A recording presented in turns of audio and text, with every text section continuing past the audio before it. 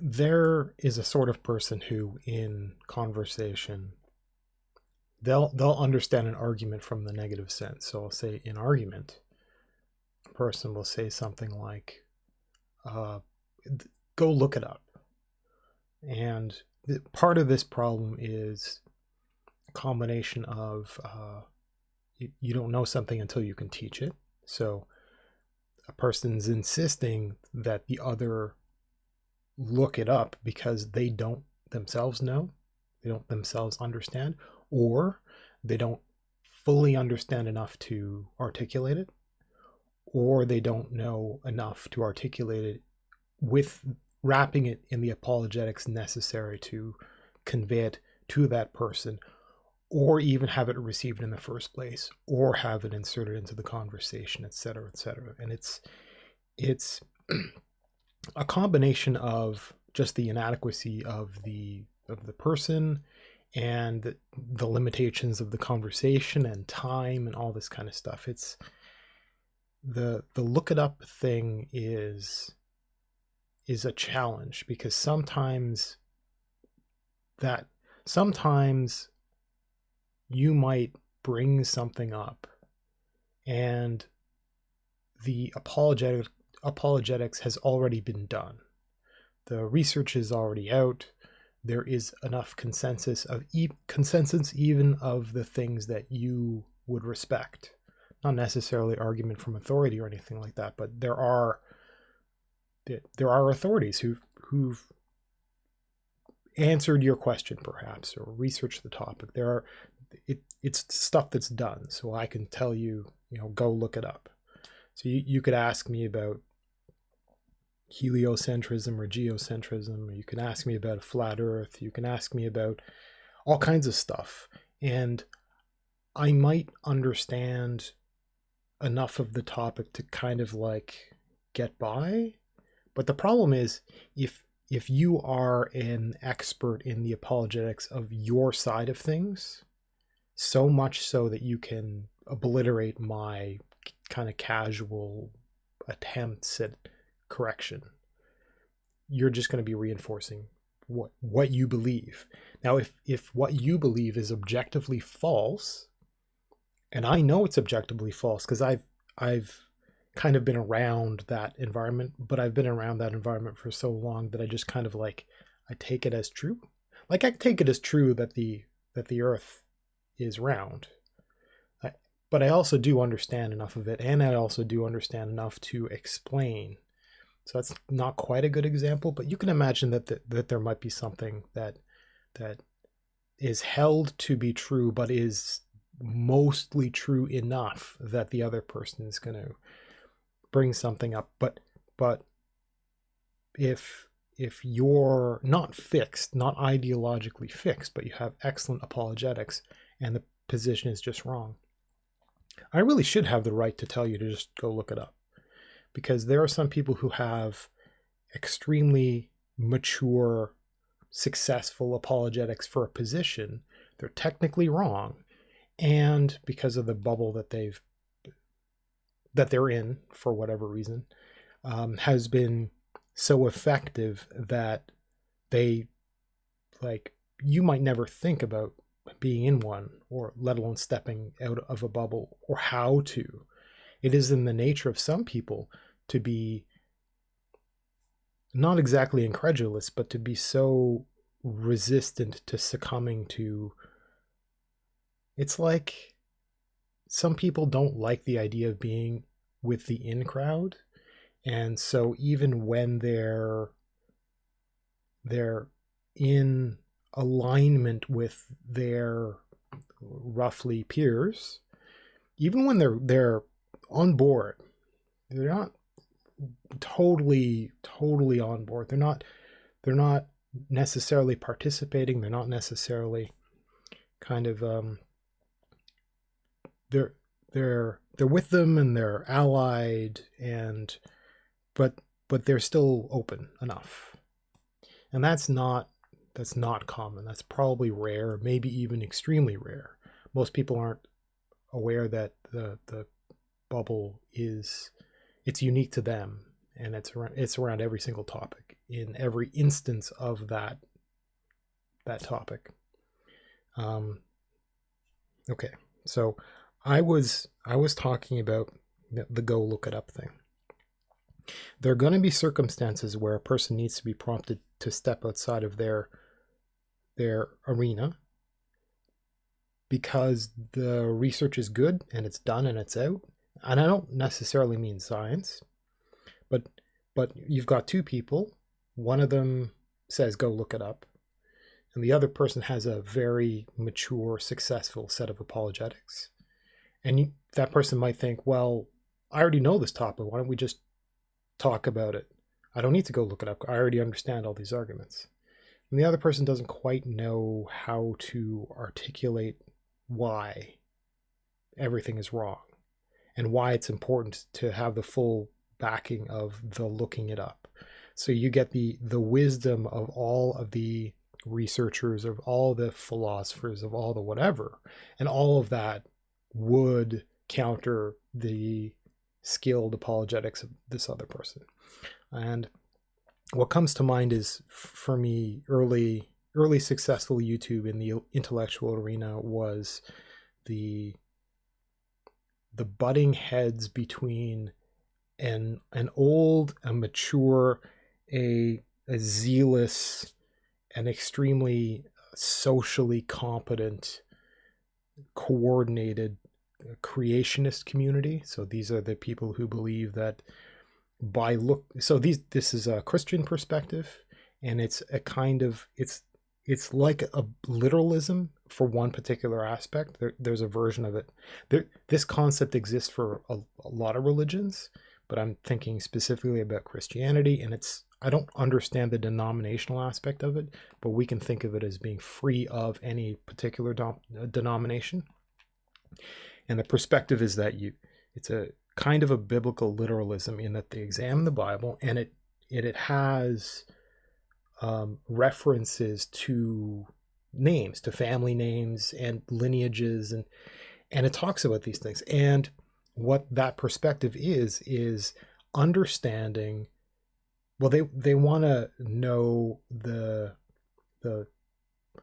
history of the chain of all these different people that are listed there, and so they make a bunch of assumptions. Like, well, they make a lot of assumptions, but even just understanding the general lifespan of a person as listed there, you chain them all together, you get a certain range of dates. And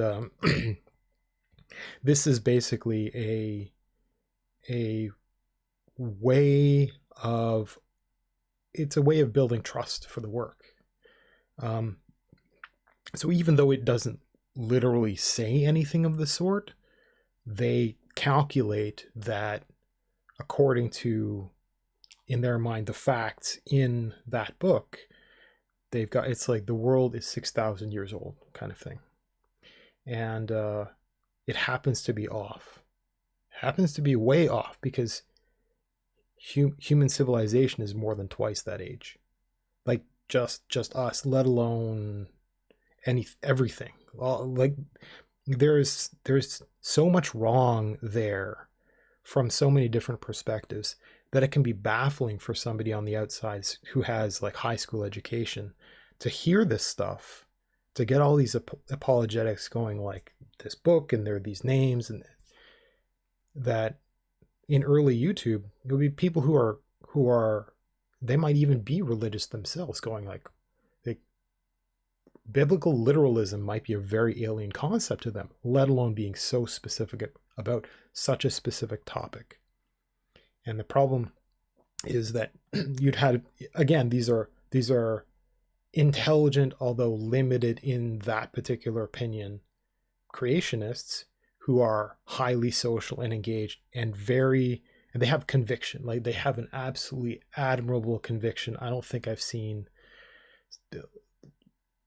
like they would actually engage other people. And it's not, I mean, after the fact, maybe I would think it's arrogance or something like that, but it's not. It's I mean, that's what belief is. Like you see, at least in the time, back then, Witnessing that was seeing actual intelligent belief, and it's technically wrong. It's just wrong. And so you had these extremely bold people who would engage openly, and they're very good apologetics, very good all kinds of stuff, right? Because intelligent people with very good apologetics will just do the mental gymnastics and keep themselves in their bubble. Will, like, you can be smart enough that all I need to do is give you a bunch of "it sounds good," and you'll believe it. You'll be like, "Oh, I don't know," and you'll walk around the topic and back and forth and back and forth. And I just have to be selective about what I tell you, and be and prey upon your understanding of certain, let's say, news sources or certain sources for science or whatever the heck, and I can feed you an opinion, and it will basically be a religion that you give to yourself. And I can give you a crowd of people, and they all go, "Oh, we all believe the same thing, right? I totally believe that. You still believe that." And nobody can tell the inner workings, the inner minds of anybody else. So, and it takes a very smart person to gain that kind of ideological conviction. And it takes a very smart person to take something that is so wrong, and believe it fully, like really fully. And so don't ever think about somebody who's got extreme opinions or even acts on them, let alone talks about them. Don't ever think of them as being dumb, because more often than not, you're going to find like the useful idiot foot soldiers, but you're going to find highly intelligent people who are just wrong, but they're the ideological leaders, etc. So creationists were like that, and they were very bold, and they would engage. A lot of people took them up on their trolling, which is, actual scientists or actual philosophers or people that were highly religious or even are, or at the time, religious enough, but they didn't hold those particular views because reasons. And they would all, and it was just a fascinating, it wasn't even a train wreck. It was just wonderful to hear. And due to the nature of the successful, intelligent, well-formed old apologetics of those creationists who became present, a lot of the people who were like new to the idea of engaging with those people on that topic in that way, and the platform was pretty new, and communicating like that was pretty new. So it's a grand experiment, and a lot of these people didn't really have the ability to articulate the history of the evolutionary sciences, the biggest one, to these other people, to get to cut through their apologetics, to get to them. And although the butting heads was useful for some of the observers, which is like if you're having a rather heated argument with somebody else, it's not necessarily the goal for you to get through to the other person, because you're never going to do that in public. It's very rare, if ever. The more heated it is, the more rare it's going to be. Maybe you can kind of give them food for thought, and they go off home quietly somewhere where they're not going to be embarrassed in public, and then they'll change their mind quietly. And maybe they'll have to like come out slowly over time. Certainly they wouldn't want to give you credit on the spot. They wouldn't want to be embarrassed. People don't like backpedaling. Just it's I suppose I should think of it as being perfectly understandable human nature. But I mean, come on, grow up. Like, why are humans like that? That's so weird. And so you've it isn't necessarily that this argument, and it actually wasn't very heated at all, because there was so much confidence in both sides. But because of the maturity of the one and the kind of immaturity of the other, it was ineffective at convincing the minds of the creationists. But the audience, even the lack of efficacy of all of it, the audience would listen to it and would get a lot more, and the audience has a lot more time to sit and to percolate and to think and to research. And so what ended up happening is you'd have these weird clashes, these dares, these trolls, these whatever, and they would be there would be honest engagement, which is just, it's unheard of. And then it would happen again and again and again and again. And every time there would be a refinement, because what began with go look it up ended up becoming, well, I've got some of these things, and the apologetics would still be good, really good. And they're like, it doesn't really work. Can't really communicate it properly, but it's still right. Go and get more, and then get more, and then get more, and then each time until essentially you get like Project Steve. So, okay. One of the claims from those creationists is we've got scientists that back us up of all these facts. And like your evolutionary science, it's just this intermittent explosion of evolution, and then it's just this trickle, and we're experiencing one of those trickles right now. But all that archaeological evidence that you're talking about, no, that's that biological record, those genetics, that's just like the explosion of stuff, and that's God doing that, and as detailed here in the Bible and all this kind of stuff. And it was jaw-droppingly fascinating how strange it was to try to understand these links when those conversations got more and more mature. And there were some actual evolutionary biologists that came and started engaging them. And one of them said, okay, look, I recognize that you've got a couple of scientists on board. Some of them just aren't. They just happen to have a PhD in something unrelated. But maybe you've got some people in biology. But really, it's nothing. It's nothing. And it's the insistence of the creationists that there is great value in having all kinds of scientists, minds like that can examine the science, that can understand, that are in that field. And as an aside, it went so far that one of the creationists actually went and got a degree, and then went, I still believe what I believe. That takes a special kind of mind to be able to maintain the ideology while learning actual facts, while having access to the historical record and all of the experiments and the ability to reproduce it all, and doing the necessary work to actually have a PhD thesis published and all that stuff to actually graduate. It takes a special kind of mind to go through all that and go like, nope, don't actually believe it in the end. Like something's, because other people do that kind of thing. Anyway, that gets weird. And so these evolutionary specialist biologists went, you know what? I bet we have more evolutionary biologists named Steve than you have of all of your scientists, all of them. And it's not just named that. We'll have them come forward and actually admit that you're wrong. And so out started Project Steve. And it's like anybody named Steve or Steven or Stephanie and or Steph, and like all these just very tight variations. All this like thousands upon thousands of these people going like, yeah, we're in that field. You're not just wrong. You're really wrong. Like really, really, really wrong. And with all of those, and these are just people. These are just Steves. This is not the entire field at all. And this is just a sample of just Steve. And that's the kind of evolution of, go look it up. Like, just, you guys aren't even trying. That there's an entire billions of years of like how everything in the universe works. Just so much wrong. Go look it up. When you're a couple, and that's when you start like escalating into expertise. But when you're just a couple of people, and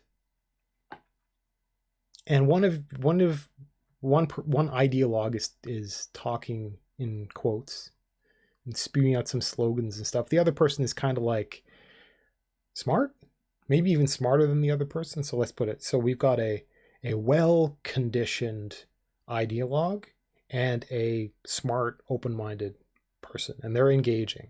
And so the ideolog is trying to convert. They desperately want to stay right, and they want to reproduce the ideas. And the other person's maybe resistant to it, but they're listening, they're open, they're engaged.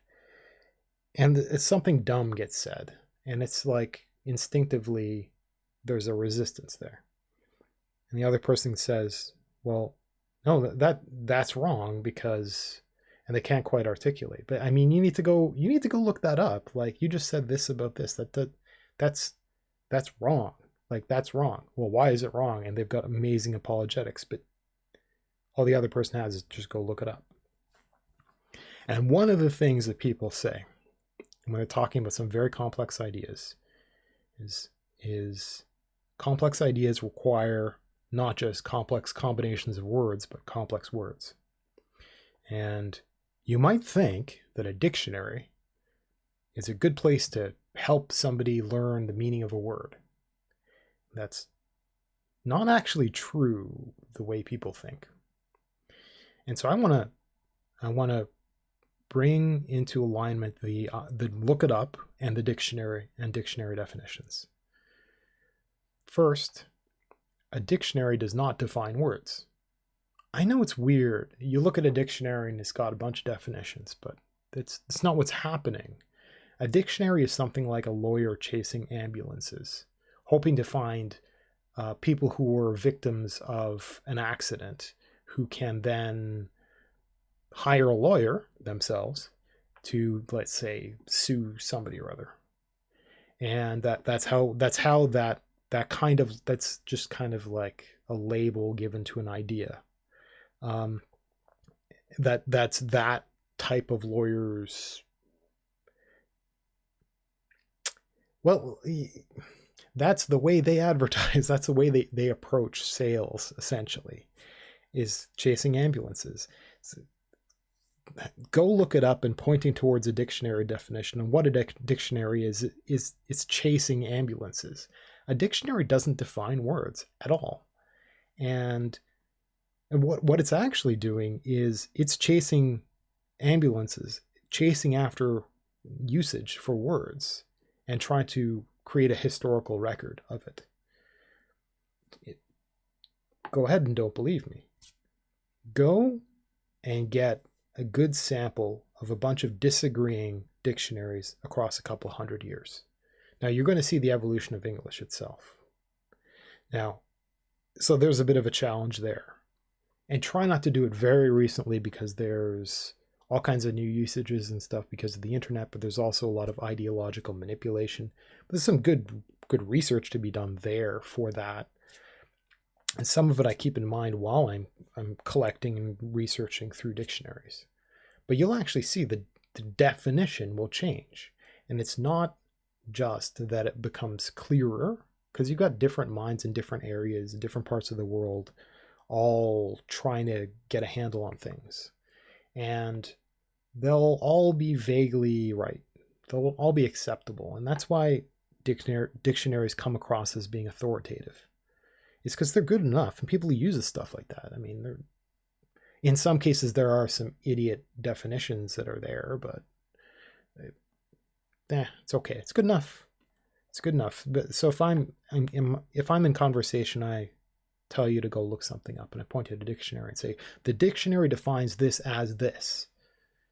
It's not technically true. What matters isn't that you can point at a dictionary. Now, it matters that you can point at a dictionary as a way of having, let's say, two people in an argument agree on the meaning of those words. But far too frequently, somebody with their apologetics will have an alternate meaning of the words. And far too often, the person with the alternate meaning will say, well, this is defined as this. But out in the real world, and the dictionary hasn't caught up, out in the real world, and maybe the dictionary has some ideological barriers that makes their authors refuse to update it with the actual usage in the real world. So that people in the real world are hiding behind a use that, like, they're hiding behind a definition, but they don't act like that. So the definition doesn't fit the reality. And so a person in conversation will bring up, well, no, you're wrong about this thing in the real world, because this is defined as this in the dictionary. But that's a trap. And whenever somebody asks you about a definition or says something or claims something and they point at a dictionary as their authority, just go look at it in the real world. Like, you define this as this because of the dictionary, but there are human beings out there right now who claim to have that label that you're pointing at, that performing that action that you're bringing up in a dictionary. But the two don't match. And the two don't match, so it means that that person in conversation has to shut up about a dictionary, drop their apologetics, go and look into the real world and admit something like, people who call themselves this act like this in the real world. They don't act like this dictionary thing. Therefore, they're something else, or the dictionary is something else. If we want to talk about the dictionary stuff, we can talk about it, but you can't apply to these people over there. And so I want to give lots of examples, but I'm hoping that this can be universal enough, because the problem with giving examples is it's contemporary and it's cultural. It depends on you, your region, your concerns, and all this kind of stuff, and your ideological or bigotries or your apologetics or your mental gymnastics in your bubble and all that kind of stuff. Because if I were to point something out in the real world, you will have enough barriers in place that we would have to have this conversation live. And it's a challenging thing to bring up really good, solid examples for something like this. Okay, so let's see if I can sum that up. Whenever somebody in conversation is talking about something in the real world, and they bring up a dictionary as though they're hiding behind it, as though they're giving a, you should just go look it up, as though there is this wealth of expertise backing what they have to say up. It may not actually be true. That person may have flawed apologetics and be hiding behind this fake authority, shielding themselves from you actually kind of skirting past the dictionary, past the definitions, and looking out into the real world that they're supposed to be talking about. So if somebody says this means this, all you have to go say is, okay, well, yeah, that says that, but you use that word, they use that word, they don't align with that dictionary thing. So if you're talking about that thing, you don't talk about that thing and hide behind a dictionary. You talk about that thing and then point towards actual human beings. So you don't get to say that is all good because the dictionary is all good, when that is all bad, pretending like that is all good. Like, you don't get to have a shield of a dictionary. It is not a replacement for the vast body of the equivalent of a Project Steve, where I can say, just like, just go look, come on, just go look it up. You can't just go, oh, just look, dictionary, just go look it up. It's not the same thing. Not the same thing at all.